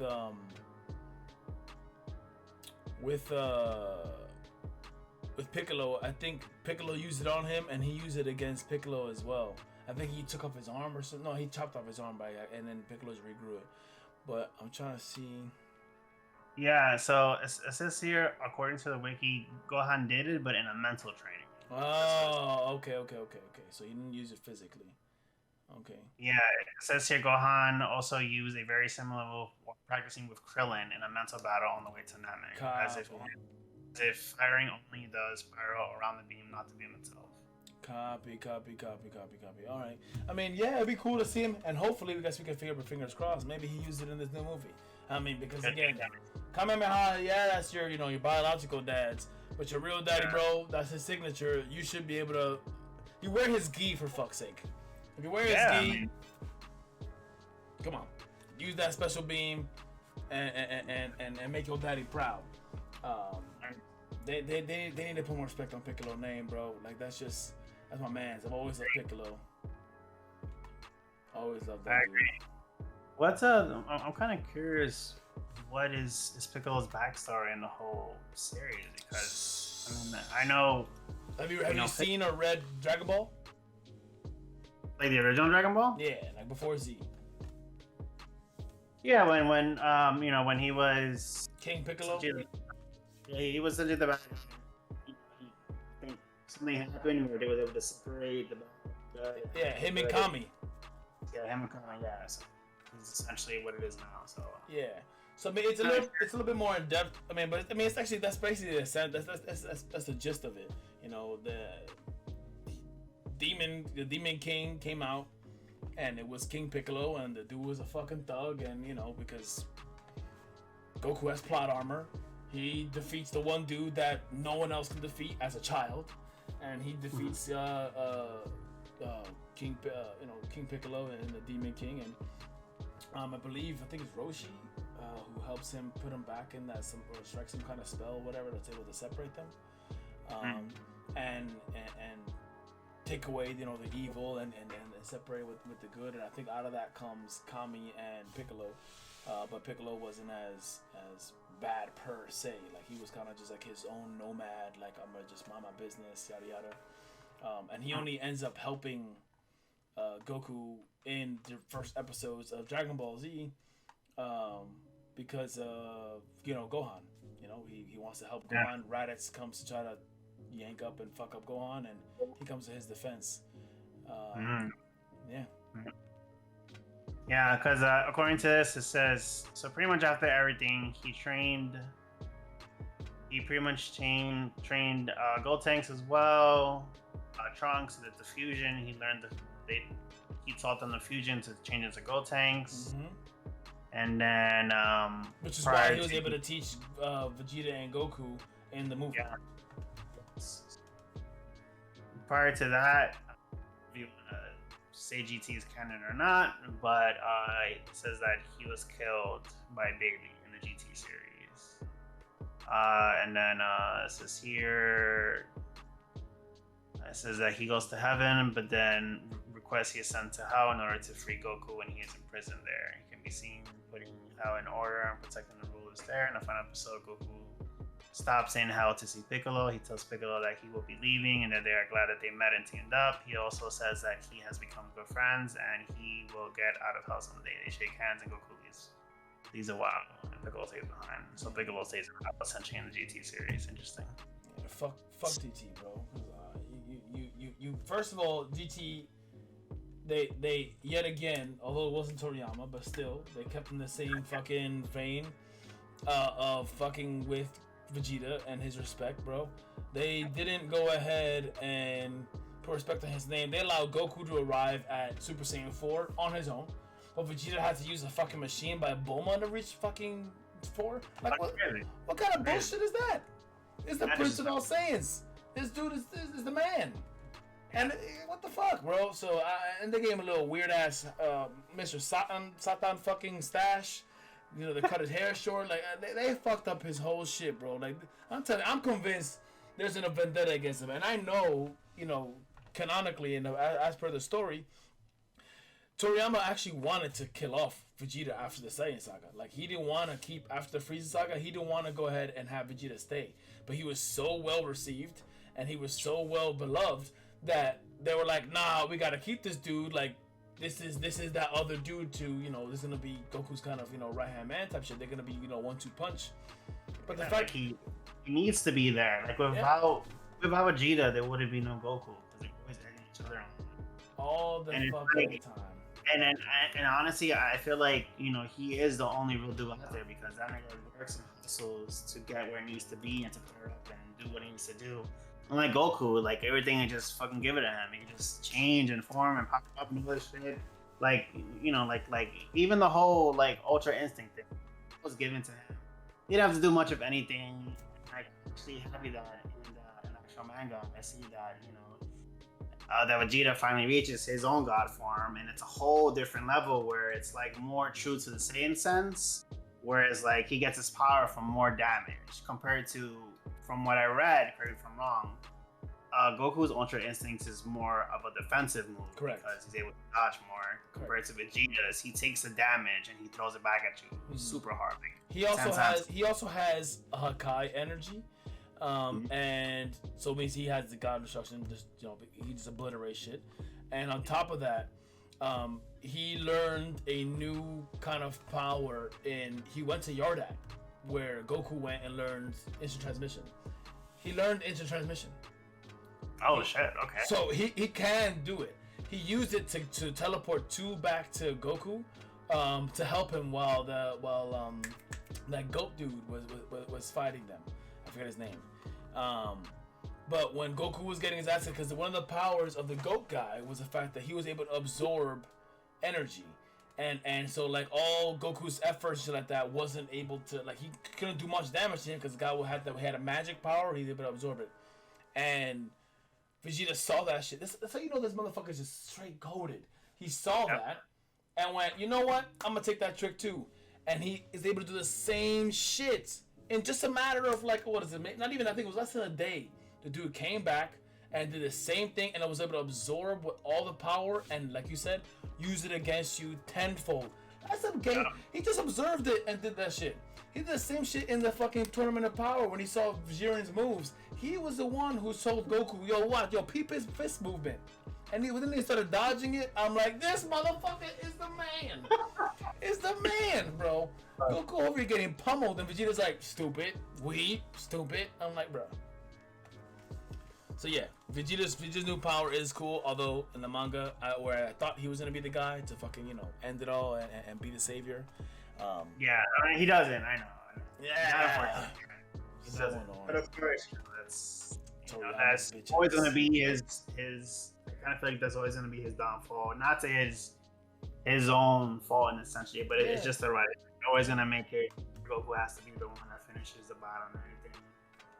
You know, it kind of is what it is. But I kind of feel like, you know, they should have made it where like he comes out on top, and now Goku is mad as how he's like, yo, I couldn't finish the job he did, so now I gotta become stronger than Vegeta now. You know what I'm saying? Yeah, bro. Yeah, man. That would have been a nice kind of way, and like they could have continued that story if they wanted to. At that point, you know, imagine like, you know, like Ultra Instinct Goku versus Vegeta, this guy. And now that you mentioned he goes over the power, all he has to do is just wait for Goku to hit him with his power, throw that shit right back at him, is the wrap. That's it. Fucking done, dude. He has Hakai energy, man. And speaking of Hakai energy, I remember there was this character in My Hero that I don't know. Do you follow My Hero? Yes. So I'm not too big of a season. Watch the recent season, but I haven't watched all the other seasons. I haven't. I'm not really caught up on any of it. I've been reading it recently. I'm not too far in it. Although I do love Todoroki. He's my favorite character in there. He's fucking kick-ass. But apparently there was this one guy, and his quirk is that like, if he touches something, like it instantly like dies, or even destroy it, whatever. Apparently he can like level a city. I'm not sure what his character name is. I think it may be to do with the hands on his face or whatever. I'm not sure. Yeah. Really. Yeah. So there was this thread that was like, oh, that he's the most powerful. He could be, you know, the Saiyans in Dragon Ball. Because he can level a city, blah blah blah, by just simply touching it. And I'm like, my man. Well, it's not that. It's just so his power is that if he touches you, he can take away your quirk, which is what happened to one of the characters in the thing. He was fighting against him, didn't know that. He managed to touch him, and he lost his power. So he's pretty much like a normal human at this point. And in the anime, I'm pretty sure it's the manga. The only way that the main character was able to actually beat him was that he has a sister that has. No, I'm sorry. No, you're right. It was a sister that has the ability to take away whatever the quirk was, and he was using her to do that to the characters. So in a way, like I don't know if you know about the main character's quirk or whatever. Like he has the All Might power thing. Yeah, the All Might power. If he were to use the All Might power 100%, like he'll just destroy his shit. Mm-hmm. So what he was able to do, he was able to go 100% full power with the girl's help. So instead of him destroying himself, like it wouldn't have any damage on him. So he was able to go like full 100% on him and was able to destroy him 100%. But that was the only way, he was able to beat him. If it wasn't for the sister being there, then like he probably would not be able to beat him. Right. So they made a comment. Yeah. So they made a comment that guy was able to go because he can level all those things, whatever. That he could beat the Saiyans, and a lot of people, some of the people in the thread, they're like, yeah, that guy's powerful, whatever. But I'm like, bro, so he could destroy half a city by, you know, if he felt like it. Do you understand that even before where these Saiyans are now, Vegeta as a child was going around destroying planets, like planets. He's in space, just like Frieza was just boop, send a little beam, and a whole planet would explode. Like the power level on Dragon Ball Z is unlike anything else. But if he touches them, you know, they're dead. Do you understand how fast these fucking guys are? These guys are. Yeah, man, that's what it's just creative. They're really fast. I'm actually trying to look up to see what his actual power is. Like it's bananas, and like they're extremely fucking powerful, and there's just no way. Again, you watch Beerus. Beerus just taps the table, and fucking half the planet just destroyed. And now these guys are playing in the same ball club as Beerus is. I was looking at that like, I'm sorry, bro. You may like My Hero, but a lot of these motherfuckers, there's just no way you touching Dragon Ball, bro. I mean, like, to me, I would say like a better matchup would be probably the other guy from One Punch Man. But that's like satire, though. That's not even real. You can't even compare that. I mean, in a way, I feel like it would be like a real battle in a sense because, you know, obviously, you know, the whole series is that he just OP from the get-go. No one takes him seriously. Right. And like the only serious fight that he had was with that one alien that he was actually able to at least have a decent fight, not go 100% full strength. Because even at full strength, he would still kill them. Right. I kind of feel like it would have to be someone that strong that would be willing to go 100% with him. And I feel like if that was even a possibility, I feel like that would be a good match because they would, like, you could see his overall true potential in the fight, and like he would need somebody to catch up with him, like someone to be able to involve. Like, I would see even Brawly in a sense, because if Brawly was able to pick up all his moves and stuff like that, because you know the Brawly from the movie has the ability to change and learn from the battle and get stronger and counteract. So I feel like that would be a better match in my opinion. But you know, definitely like to hear what's your take on it. I mean, I think Saitama is hard. It's hard to have him fight anybody because the whole plot is the fact that he's a human, but has his uncanny fucking strength, and that's where the joke is. I feel like it's a gag, whereas all these other guys are, you know, they're not really human, or even if they are, they have some kind of, you know, gift and power that's able to amplify. And I'm pretty sure Saitama has that shit. I haven't actually watched the latest seasons of that shit. Actually, I gotta do that.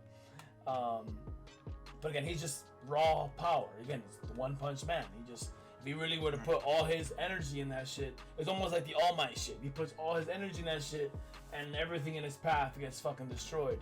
I just think that, and again, he's fast as well. I guess if you wanted to just have like a fun watch, you could have that like in theory. I think a more interesting battle, although still, again, no one really. If we take the ability out of being able to, destroy planets of the Saiyans, of just martial arts, like I would say Dragon Ball Z characters versus Shippuden, and even I guess I would say more adult like Boruto, Naruto, and Sasuke, like their power levels and the way they're like the martial. I don't like Boruto at all. Okay. But I like watching like some of the Boruto fights when Naruto and Sasuke are adults, and those fight scenes, like they were fucking they were beast mode. And I would think it'd be interesting to watch that. And the reason I said Z specifically, because I feel like Z is where they had still elaborate fighting scenes in the actual animation. You don't see that in Super anymore. Super is just it's very fucking JoJo's. It's trash. Yeah, that is very true. Yeah, like like the whole art of the battle got lost in the whole Super series and all that stuff, and it's kind of sad because that wasn't the case. Mm-hmm. Prior to that, like there was always some bit of combat in the beginning, and now it's just kind of all that. Like there is no combat. It's lazy, bro. Like what comes to mind instantly is that fucking fight between Majin Vegeta and Goku. That whole fight scene was beautiful. Like yes. I always can rewatch it and just always in awe on how detailed the fucking martial arts was in that fucking scene. I'm like, bro, this shit is fucking great, man. And the animation style again was beautiful. They changed it in Super. They made it more toony, which I would appreciate. I liked what they did in the shit Cintiani did with the Broly movie, and I wish that they kept it, and they didn't. Yeah. They changed it again for this new Gohan movie. I mean, it's not a Gohan movie, but I'm calling it Gohan because he's apparently going to be the protagonist. And it's way more CGI. And honestly, that was, I mean, maybe it's a hot take, but it was my least favorite part of the Broly movie. I didn't like it when they went from the beautiful art style they had to the CGI. It was just like, you didn't need to do that. You could have kept it to animation the whole entire way. You didn't need to go to CGI. I know you were trying to make it, break interdimensional, whatever. You still could have drew that. I mean, it's also a budget too. I feel like it's less expensive to do CGI compared to actual draw animation. Right. It takes time but the overall final product of it would be nice, with the full animation. But obviously, like CGI is cheaper. It's a lot faster to do. It's they could make a movie a lot faster compared to taking it another few months, give or take. Probably. Not sure what the impact, but yeah, I mean, that's the way a lot of these movies now are going, especially the ones based on they're pretty much all going CGI at this point. It's just like the way of the world, I guess it is, Yeah. Which is kind of sucks because like it does take away a lot from pretty much from the original concept of it. When you interpret it to a movie, it takes a lot away from it. So. Yeah, I definitely can see that. Anyway, I'm excited about it. I mean, I'm a Dragon Ball fan, so I'm probably gonna end up watching it anyway, even though I'm not really gonna like the art style of it. But I'm not. I know I'm not gonna like it, but I'm gonna go into it because again, I'm a Dragon Ball fanboy. It's just a matter of fact. Yeah. I think today was a fun discussion. We're about to hit our 2-hour mark. It's crazy how 2 hours already passed by. All we did was, I mean, we talked about way more than the 4 topics we had. I mean, we covered, Arceus in the beginning. We went over to, Peter Dinklage's gripe with Snow White remake and the dwarf situation. Yeah, that was unnecessary.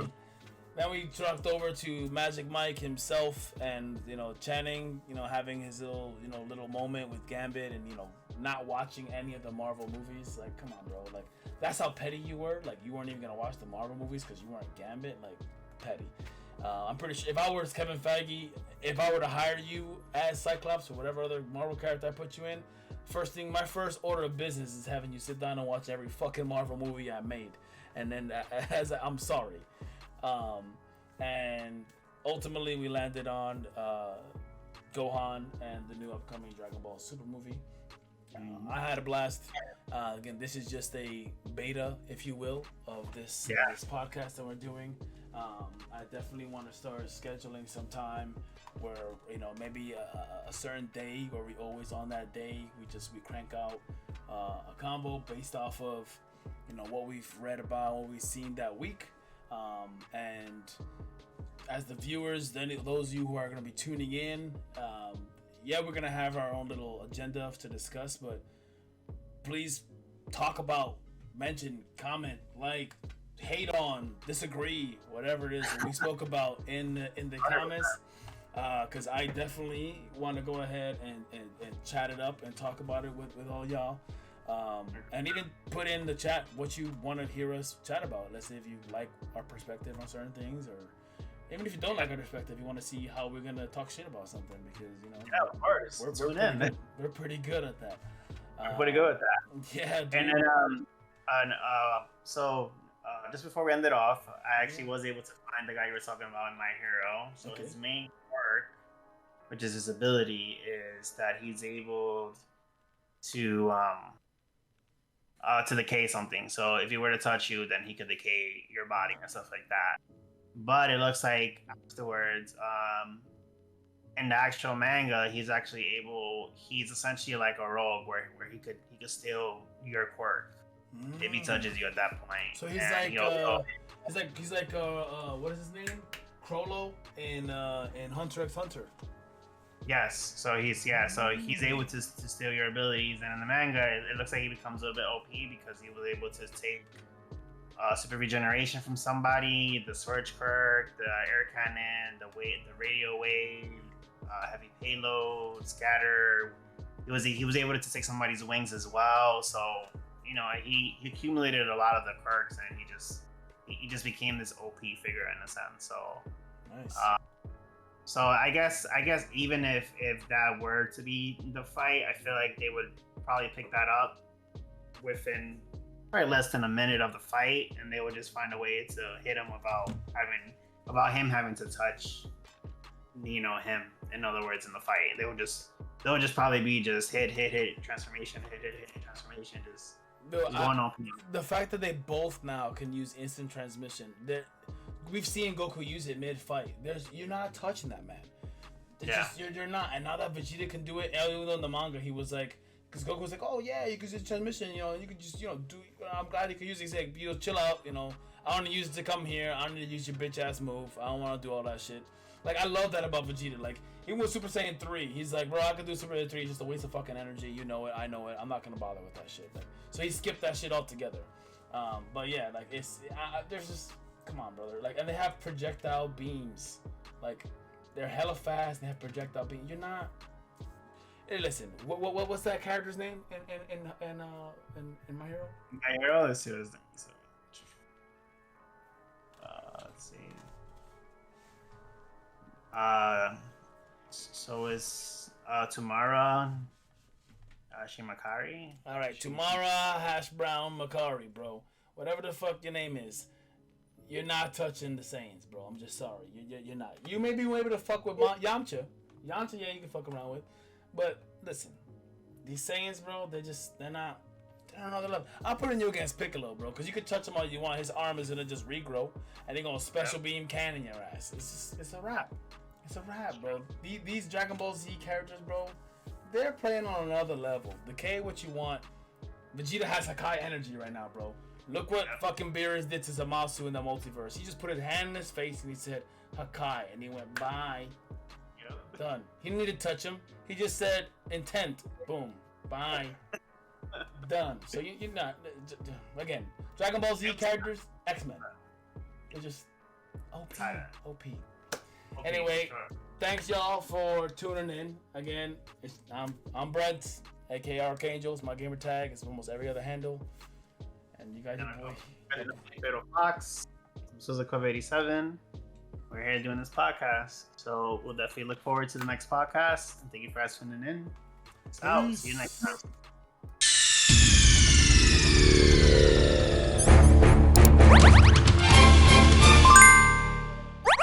Looks like we both have a lot to learn about each other.